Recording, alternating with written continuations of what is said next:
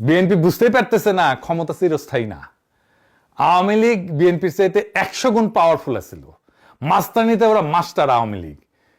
তাও বাংলাদেশের তরুণ সমাজ ওদের বিএনপি উড়ে যাবে, একেবারে রেডি হওয়ার টাইম পাবে না। যখন আপনি রামি স্যার বিচার করতে যাচ্ছেন, তখন আপনার প্রকাশ্যে বিচার করতে কি সমস্যা? তখন আপনি বিচার করতে গেলে আপনি বলেন মধ্যযুগীয় স্টাইলে বিচার করা যাবে না, কিন্তু আপনার খুনটা তো মধ্যযুগীয় থেকেও বর্বর ভাবে হচ্ছে। সেইটা আপনি কিভাবে অ্যাকসেপ্ট করতেছেন? আপনি তো একবারও বলতেছেন না যে এই খুনি, তুমি মধ্যযুগীয় সময়ও যেভাবে বর্বর ভাবে হত্যা হয় নাই সেভাবে তুমি কিভাবে হত্যা করতেছো? তাহলে আপনি আমাদের সাধারণ জনগণকে কিভাবে 164 ধারা, 65, 66 ধারা এগুলা দেখাই আপনি বলেন খুনি তো স্বীকার করছে, তাই এটা চার্জশিট হইতে বেশি সময় লাগবে না। চার্জশিট করবেন আপনি 1 ঘন্টায়, আসামি ধরছেন আপনি 7 ঘন্টায়, আপনি চার্জশিট দাখিল করবেন 1 ঘন্টায়, এইটাকে কোর্টে তুলবেন আপনি 7 ঘন্টার ভিতরে। মাননীয় স্বরাষ্ট্রমন্ত্রী, আপনাকে একটা কথা বলতে চাই। আমরা সেই বিচার ব্যবস্থায় ফলো করব যেটা জনগণের পারপাস সার্ভ করবে। সেটা আদিম যুগ হোক, সেটা মধ্যযুগ হোক, কিংবা সেটা নতুন যুগ হোক। আপনার মা মেয়ে যদি ধর্ষণ হয় এবং তাকে গলা কেটে হত্যা করা হয়, আপনি তার ফাঁসি চাইতে পারবেন, কিন্তু অন্যজনের মা মেয়ে যদি ধর্ষণ হয় তাহলে সে কেন বিচার চাইতে পারবে না বা সে কেন ফাঁসি চাইতে পারবে না? এত মানুষ কান্দে, এত মানুষের বিবেক জাগ্রত হয়, স্বরাষ্ট্রমন্ত্রীর বিবেক জাগ্রত হয় নাই। পৃথিবীর বিভিন্ন সভ্য দেশে, উন্নত দেশে, গণতান্ত্রিক দেশে আমরা দেখেছি রেল দুর্ঘটনা হলে রেলমন্ত্রী পদত্যাগ করে, দুর্নীতির অভিযোগে অভিযুক্ত হলে উন্নত দেশের মন্ত্রীরা পদত্যাগ করে প্রাইম মিনিস্টার ক্ষমতা ছেড়ে দেয়। স্বরাষ্ট্রমন্ত্রী আপনার সন্তান, আপনার পরিবারের এরকম চেহারার বাচ্চাদের চেহারা কি আপনার মনে পড়ে না? ভারতের আগ্রাসন রুখতে বিজিবির গর্জন। সিলেটের পর এবার লালমনিরহাটেও বিজিবির কড়া জবাব। বিজিবি আবার তার আগের রূপে ফিরে আসছে। আমরা তো এমন বিজিবি চাই, এমন প্রশাসনই আমরা দেখতে চাই। দেশের সীমানা রক্ষার জন্য ভারতকে এক চুল ছাড় নয়। যেখানে অন্যায় সেখানেই প্রতিবাদ, যেখানে ভারতের আগ্রাসন সেখানেই রুখে দাঁড়াতে হবে আমাদের। জিয়ার জানা যায় নজরুল ইসলাম খান হাসিনাকে উদ্দেশ্য করে কইছিল খাবার শেষ করে যাইতে পারে নাই, খাবার বাড়া হয়েছে খাইতে পারে নাই। বিএনপির কপালেও মনে হইতেছে লজ্জাজনক পরিণতি আসতে যাইতেছে।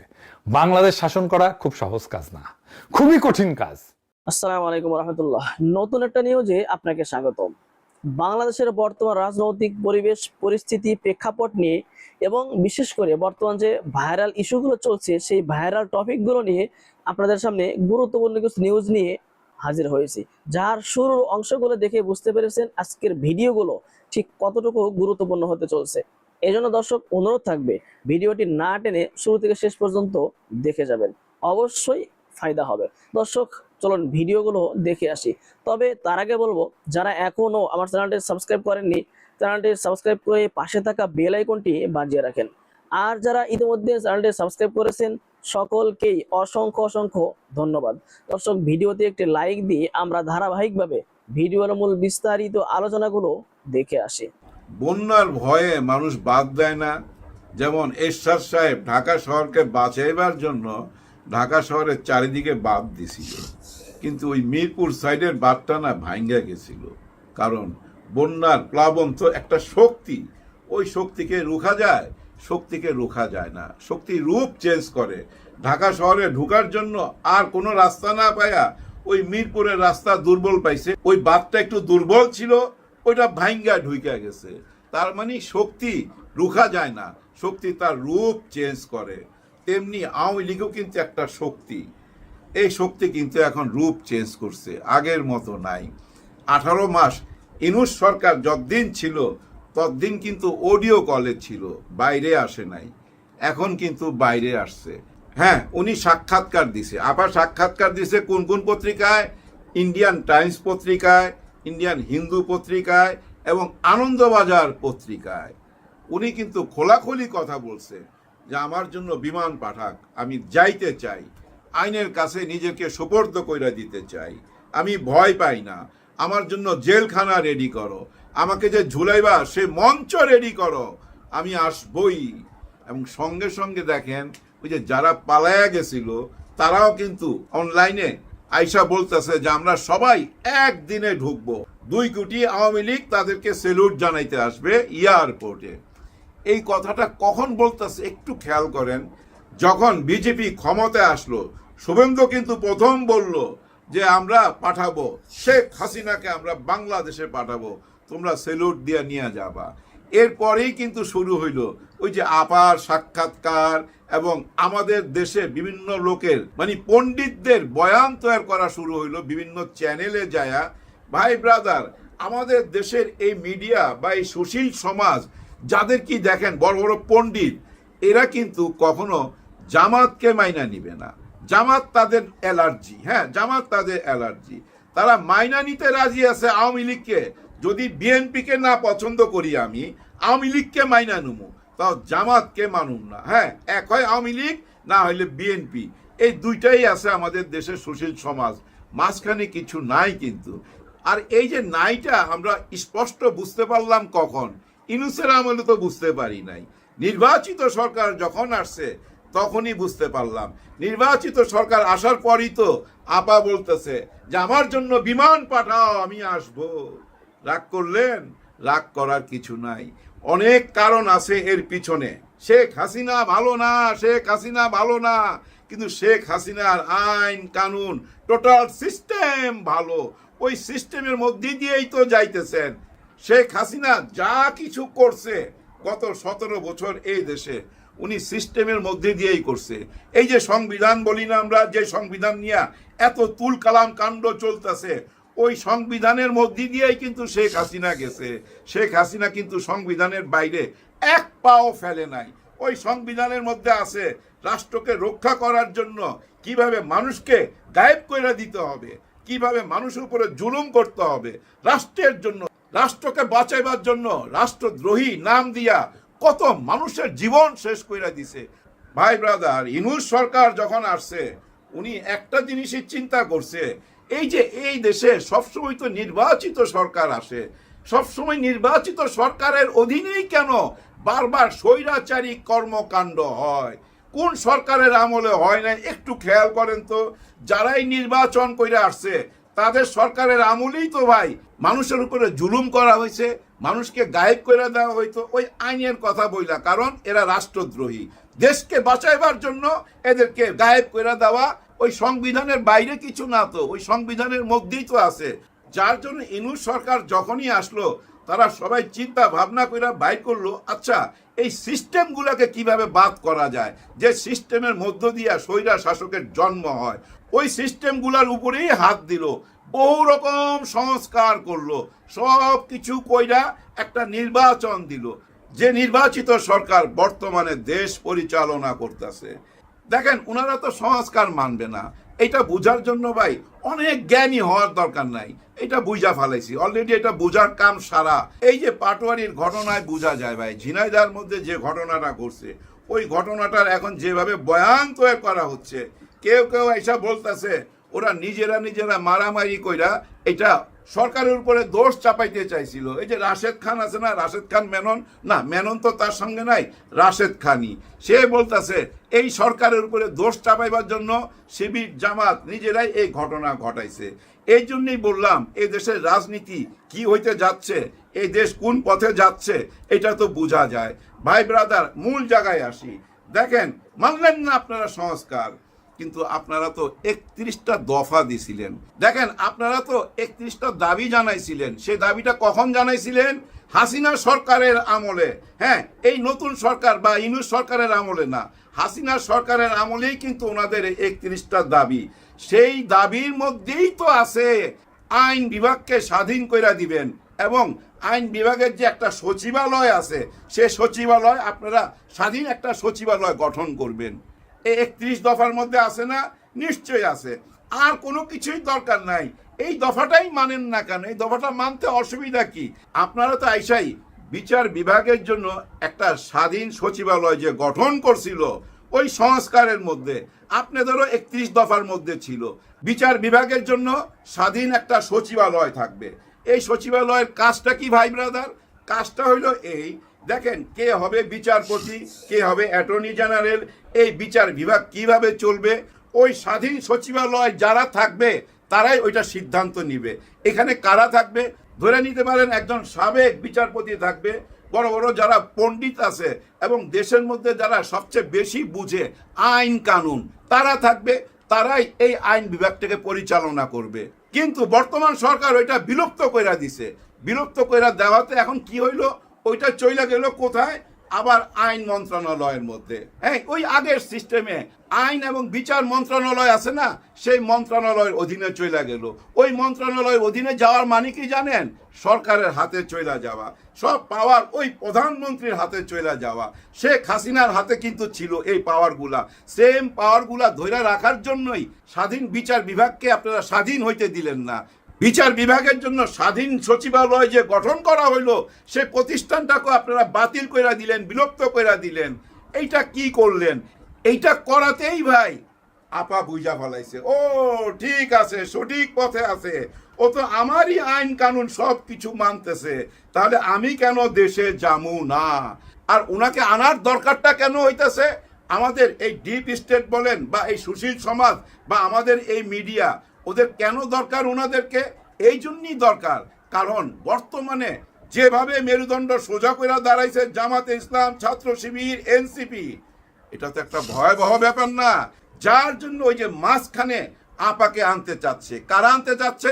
এই দেশের সুশীল সমাজ ধরে নিতে পারেন, এই দেশের ডিপ স্টেট ধরে নিতে পারেন, এই দেশকে যারা বিদেশে বৈশা পরিচালনা করে তারাই আনতে চাচ্ছে। হয়তো আপনারা বলতে পারেন ওনার তো আন্তর্জাতিক বিচার ট্রাইব্যুনালের রায় হয়ে গেছে, সঙ্গে ওই যে স্বরাষ্ট্রমন্ত্রী কামালও আছে, তাহলে কি সে রায়টা কি ভুল? ভাই এখানেই প্রশ্ন। কারণ কি দেখেন, সরকার আইসাই তো চিফ প্রসিকিউটর তাজুল ইসলামকে সরায় দিল, ওনাদের লোকজন বসায় দিল। এরপরে দেখেন ওনাদের সবচেয়ে বড় বুদ্ধিমান যে লোকটা জাহিদ ইসলাম, ডাক্তার জাহিদ ইসলাম, উনি তথ্য মন্ত্রণালয় আছে, তথ্য মন্ত্রণালয়ের উপদেষ্টা, ওনার কাছে তো সব তথ্য আছে। নিশ্চয়ই আপা আসার তথ্য ওনার কাছে আছে, নাহলে উনি হঠাৎ কেন বলল আপার প্রতি উনি ইনসাফ করবে? মানে শেখ হাসিনারও বিচার পাওয়ার অধিকার আছে, ইনসাফ পাওয়ার অধিকার আছে। তার মানে কি উনি কি বুঝাইতে চাইতেছে? অপরাধ বিচার ট্রাইব্যুনালে যে বিচারটা হয়েছে ওইখানে কি ইনসাফ হয় নাই? এইটাই তো বুঝাইতে চাইছে যে ওইখানে ইনসাফ হয় নাই, প্রয়োজনে আবার ইনসাফ হবে। তার মানে কি জানেন, শেখ হাসিনা যদি চইলা আসে, ওনাকে যদি সুন্দর একটা জেলখানায় রাইখা দেয় আর এই বিচার চলতে থাকে, ওনার সমস্ত মাঠের কর্মীরা চাঙ্গা হয়ে যাবে ভাই। হ্যাঁ ভাই, চাঙ্গা হয়ে যাবে, কেউ রুখতে পারবেন না। কারণ আমাদের এই সুশীল সমাজরা তো এক হয় বিএনপি, না হলে আওয়ামী লীগ। জামাতকে তো তারা মাথায় নেয় না, জামাতকে গণায় ধরে না। যার জন্য গোপন বন্দোবস্ত হইতেছে শেখ হাসিনাকে আনার, যার জন্য নতুন নতুন বয়ান তৈরি করতেছে। দেখবেন বিভিন্ন চ্যানেলের মধ্যে এবং নিজের ব্যক্তিগত চ্যানেলের মধ্যে আইসা কি সুন্দর সুন্দর বয়ান তৈরি করে। আপনারা খুব খেয়াল করলে দেখবেন গোলাম মাওলা রনি এমন চিবায়া চিবায়া মিষ্টি কইরা কথা বলে। কারণ কি জানেন, ওনার তো রাস্তা একটাই খোলা আছে। হ্যাঁ, আওয়ামী লীগ আর কোনো দল ওনাকে নেয় নাই।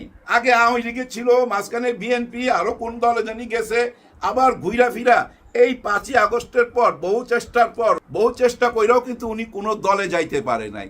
একজন রাজনীতিবিদ রাজনীতি না করলে তার মনে শান্তি থাকে না। যার জন্য উনিও চায়, ওনারাও চায়, একটা দল চায় আবার আওয়ামী লীগ আসুক। কারণ আওয়ামী লীগের আইন কানুন সিস্টেম সবই তো রয়ে গেছে, এবং প্রশাসনে বলেন, সচিবালয় বলেন, সব জায়গায় 17 বছর যেভাবে সেটিং করছিল ওই সেটিং এর মধ্যেই দেশ আছে।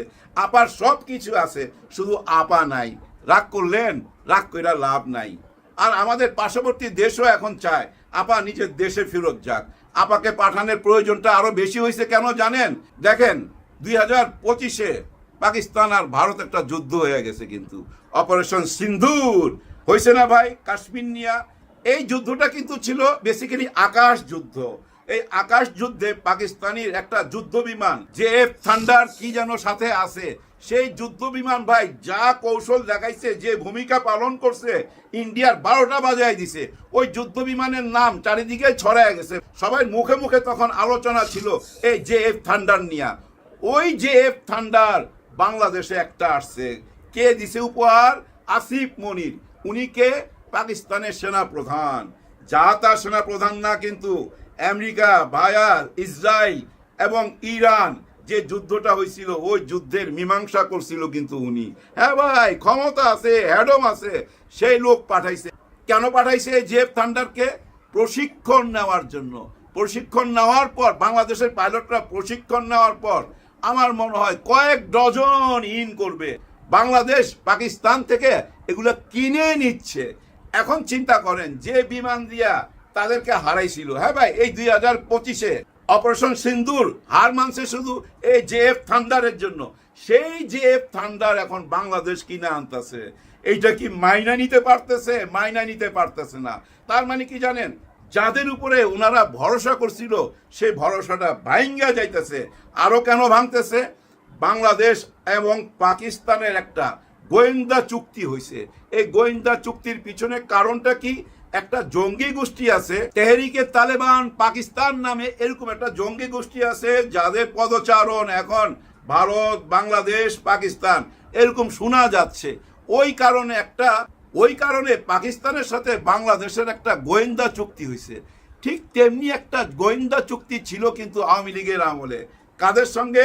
ভারতের সঙ্গে। খেয়াল কইরা দেখেন, ভারতের গোয়েন্দাদের অফিস আদালত এখানে ক্যান্টনমেন্টের ভিতরে ছিল, বাইরে ছিল, হিন্দি কথা বলতো।